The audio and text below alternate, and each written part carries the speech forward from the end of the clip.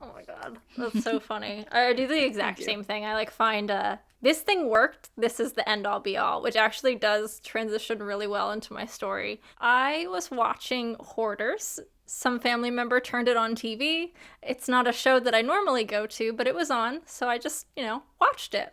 And we got to this point in the episode where this woman who was kind of the subject of the episode, she found some old like divorce papers, restraining order papers, and she wanted to go through them to like mark down these like significant dates in her life that had happened.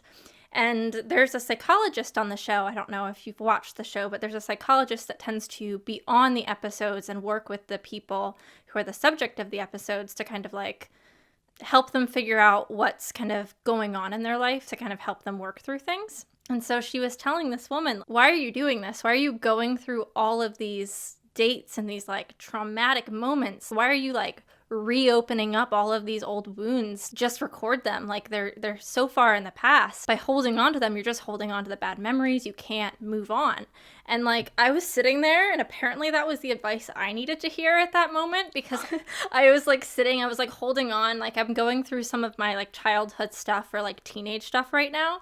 And they literally had a pile of like things that I couldn't get rid of because there was something sentimental attached to them, but it was only like painful memories. It was like knickknacks from like a friendship that I no longer have and ended poorly. And I just like, why do I have these? Why am I holding on to any of this when it just like doesn't make me feel good?